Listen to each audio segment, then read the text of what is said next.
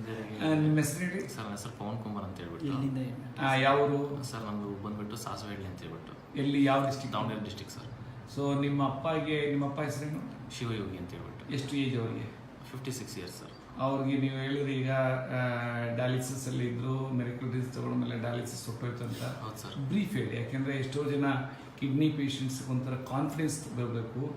ಈಗ ಇಂಥ ಸೈನ್ಸು ಇದೆ ನಮ್ಮ ಭಾರತದಲ್ಲಿ ಸರ್, ಇದರಿಂದ ಒಳ್ಳೇದಾಗುತ್ತೆ ಅಂತ ಹೇಳಿ. ಸರ್ ನಾನು ನಮ್ಮ ತಂದೆ ಕಿಡ್ನಿ ಡಿಸೀಸಿಂದ ಹಾರ್ಟ್ ಅಟ್ಯಾಕ್ ಆಯಿತು. ಓಪನ್ ಹಾರ್ಟ್ ಸರ್ಜರಿ ಮಾಡಿಸಿದ್ವಿ ನಾರಾಯಣ ಹೃದಯಾಲಯದಲ್ಲಿ. ನಮ್ಮ ತಂದೆಯವರು 1.5 ತಿಂಗಳು ಕೋಮಾ ಸ್ಟೇಜಲ್ಲಿ ಹೋಗ್ಬಿಟ್ರು. ಅವಾಗ ನಾವು ಸೆಮಿ ಡಯಾಲಿಸಿಸ್ ಮಾಡಿಸಿದ್ವಿ. ಸುಮಾರು ಒಂದು ಸೆಮಿ ಡಯಾಲಿಸಿಸ್ ಅಂದರೆ ಒಂದು ದಿನಕ್ಕೆ 18ರಿಂದ 22 ಗಂಟೆ ಡಯಾಲಿಸಿಸ್ ಮಾಡ್ತಾಯಿದ್ರು.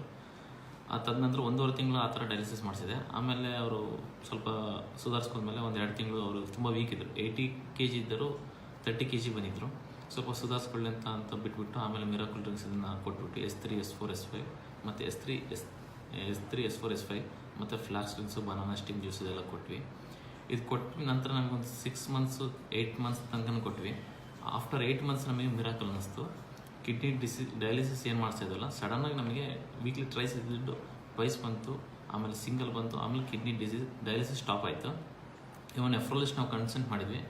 ನೆಫ್ರಾಲಜಿಸ್ಟ್ ಹೇಳಿದ್ದು ನಿಮಗೆ ಡಯಾಲಿಸಿಸ್ ನೀಡಿಲ್ಲ, ಬೇಡ ಡಯಾಲಿಸಿಸ್ ಮಾಡಿಸ್ಬೇಡಿ ಅಂದರು. ಇವಾಗ 9 ಮಂತ್ ಆಗಿದೆ ಸರ್ ಡಯಾಲಿಸಿಸ್ ಎಲ್ಲ. ಇವಾಗ ಹೆಲ್ತಿಯಾಗಿ ಆರಾಮಾಗಿದ್ದಾರೆ ಸರ್, ಖುಷಿಯಾಗಿ. ಗುಡ್. ಅವ್ರಿಗೆ ಕಿಡ್ನಿ ಪ್ರಾಬ್ಲಮ್ ಯಾವುದರಿಂದ ಬಂದಿತ್ತು? BP-ಇಂದ ಬಂದಿತ್ತು ಸರ್. BP ಮತ್ತು ಶುಗರಿಂದ. ಹೌದು ಸರ್. ಶುಗರ್ ಎಷ್ಟು ವರ್ಷದಿಂದ ಆಯಿತು ಸರ್? ಶುಗರ್ ಬಂದು 27 ಇಯರ್ಸಿಂದ ಇತ್ತು. 27 ಇಯರ್ಸ್. ಎಷ್ಟು ಏಜ್ ಅವ್ರಿಗೆ ಹೇಳಿದ್ರಿ? Age 56 years sir. 56 years sir. ಎಷ್ಟು ಸರ್ ಹೇಳಿ ಅವ್ರದ್ದು? ಶಿವಯೋಗಿ.